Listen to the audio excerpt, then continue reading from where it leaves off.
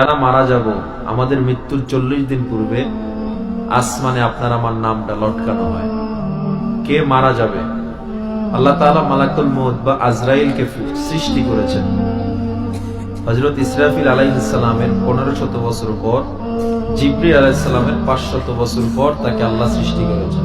হাদিসে পড়েছি আজরাইলের 4টা মুখ। তিনি প্রথম আসমানে অবস্থান করেন।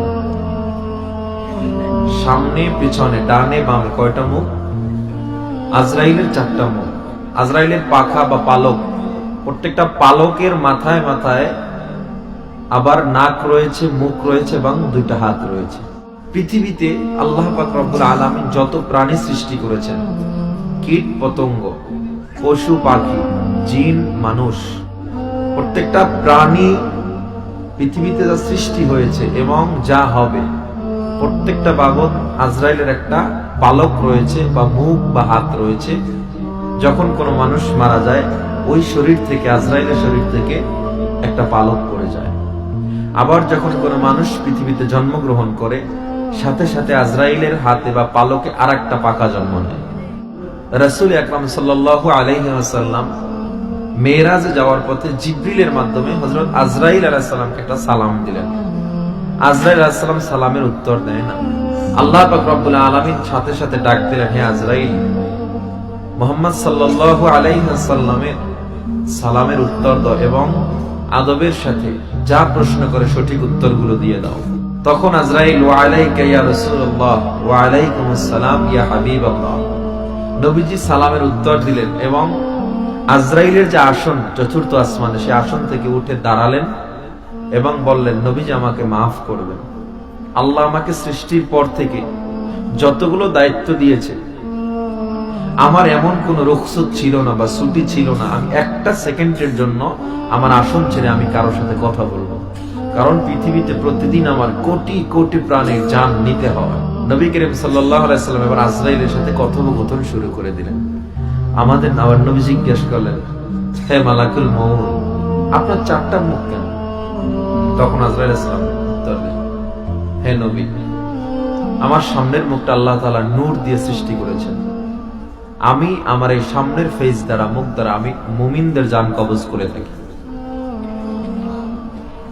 আমার ডান পার্শ্বে, আমার বাম পার্শ্বে এবং পিছনে আমার একটা মুখ আল্লাহ সৃষ্টি করেছেন আল্লাহর রাগ দিয়ে।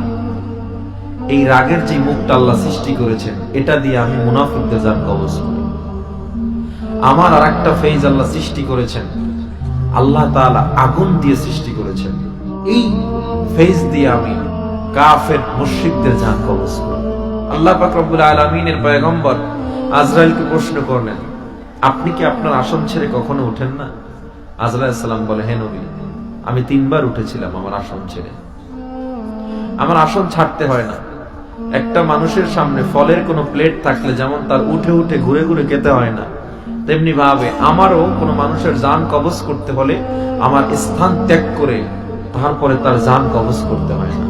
কারণ অন্য হাদিসে এসেছে, আজরাইলের এক হাত পূর্বে আর এক হাত পশ্চিমে, পৃথিবীর যত বড়, এক পাও দক্ষিণে আর এক পাও উত্তরে।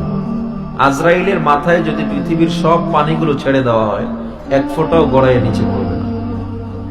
জোরে বলেন আল্লাহু আকবার। আল্লাহ নবী জিজ্ঞেস করলেন, হে আজরাইল, আপনি এতগুলো পালক নিয়ে আপনি বসে আছেন, আপনি কোটি কোটি সহস্র কোটি আপনার হাতা, আপনার পালকে এত মুখ আল্লাহ সৃষ্টি করেছেন, এর কারণ কোথায়?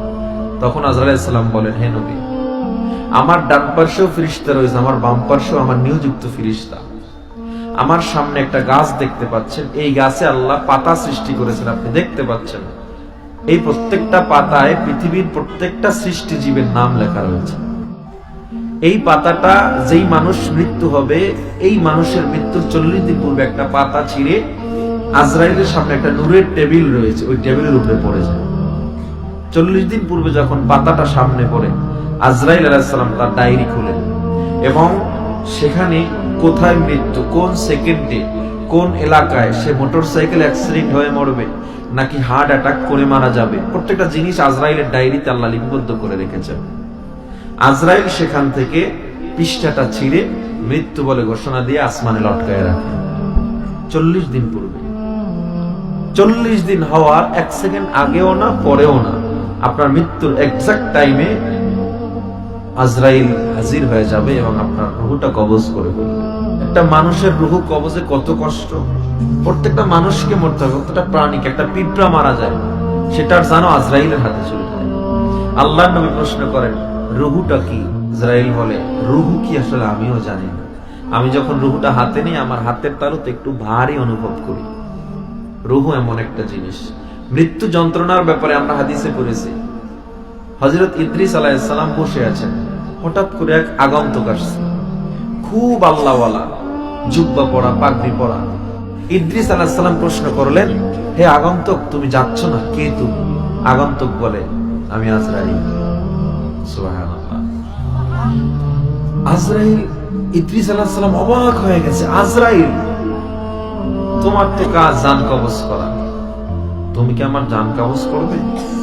আজরাইল বলে, আল্লাহর পক্ষ থেকে এখনো অনুমতি আসেনি আপনার জান কবজ করা, আমি শুধুমাত্র আপনার সাথেই আছি। তখন ইদ্রিস আলাইহিস সালাম বলে, আমার জানটা একটু কবজ করো, আমি একটু দেখতে চাই জান কবজে আসলে কতটা কষ্ট হয়। তখন ইদ্রিস আলাইহিস সালাম বলেন, আল্লাহর অনুমতি ছাড়া আমি কারো জান কবজ করতে পারি না। ইদ্রিস আলাইহিস সালাম বলেন, আল্লাহর থেকে অনুমতি নেন। আল্লাহর থেকে অনুমতি নিয়ে ইদ্রিস আলাইহিস সালামের জান কবজ করলেন। ইদ্রিস আলাইহিস সালামকে এবার প্রশ্ন করা হয়, হে ইদ্রিস, আপনি তো বললেন জান কবজের কথা, আপনি কেমন কষ্ট অনুভব করলেন? ইদ্রিস আলাইহিস সালাম বলেন, একটা জ্যান্ত মানুষের চামড়া খুললে যতটা কষ্ট পাবে, প্রত্যেকটা চামড়ার পাট খুলে ছিঁড়ে ফেললে যেমন কষ্ট পাবে, আমি তেমন পরিমাণ কষ্ট অনুভব করেছি। তখন আজরাইল বলেন, আল্লাহর কসম, যে আল্লাহর হাতে আমি আজরাইলের রূহ, ওই আল্লাহর ওই সত্তার কসম, আমি পৃথিবীতে যত প্রাণীর জান কবজ করেছি সবচেয়ে সহজে আপনার জান কবজ করেছি, সব থেকে সহজ এবং কষ্ট কম দিয়ে। ইদ্রিস আলাইহিস সালাম বলে, আমার একটু জান্নাত জাহান্নাম দেখাও না।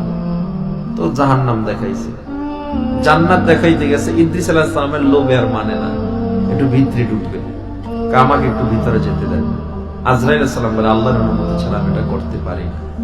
হ্যাঁ, আল্লাহর কাছে আমি অনুমতি নেই, এরপর আপনাকে ঢুকতে দিব। তো আল্লাহর কাছে অনুমতি নিলেন, এই শর্ত সাপেক্ষে ইদ্রিস আলাইহিস সালামকেও শর্ত দিলেন যে আপনি ঢুকে আবার বের হয়ে যাবেন, এই শর্তে যদি যান তাহলে আপনাকে যেতে দিতে পারি। ইদ্রিস আলাইহিস সালাম শর্ত মেনে বললেন, ঠিক আছে, আমাকে ভিতরে ঢুকতে দাও, আমি আবার বের হয়ে আসি। নবীদের ওয়াদা শর্ত। ইদ্রিস আলাইহিস সালাম জান্নাতের ভিতরে ঢুকলেন, ঢুকে জান্নাতের অপরূপ সৌন্দর্য দেখে পাগলের মতো হয়ে গেছে। এখন ওয়াদাও দেওয়া, বের হতে হবে। কি করছে? দৌড়ে বাইরে আবার ঢুকে গেছে। সুবহানাল্লাহ। আজরাইল আলাইহিস সালাম বলে, কি খবর, আপনি বাইরে আবার ঢুকে গেলেন? আমার ওয়াদা ছিল বাইরেছি তো, আবার ঢুকে গেছে। আল্লাহ তাআলার কাছে আজরাইল আলাইহিস সালাম বিচার দিছে, আল্লাহ আপনার নবী কি শুরু করছে দেখেন। আল্লাহ বলে, জিবরিল, আজরাইল, আমি ইদ্রিসের ব্যাপারে অনেক আগ থেকে এরকমটাই লিখে রেখেছি, ওকে আর বের করতে হবে না, ইদ্রিস এখানেই এখন থেকে যাবে। সুবহানাল্লাহ। প্রত্যেকটা প্রাণীকে মৃত্যু স্বাদ আস্বাদন করতে হবে। কে আছে মৃত্যু বরণ করবে না? একজন গ্যারান্টি দিয়ে বলতে পারবেন যে হুজুর মৃত্যুবরণ না, যে আমি আর 1 সপ্তাহ বেঁচে থাকবো, এরকম একজন যদি বলতে পারেন? একজন আছেন? আল্লাহ। এজন্য আল্লাহ পাক রব্বুল আলামিন বলেন, কুল্লু নাফসিন যায়িকাতুল মাউত।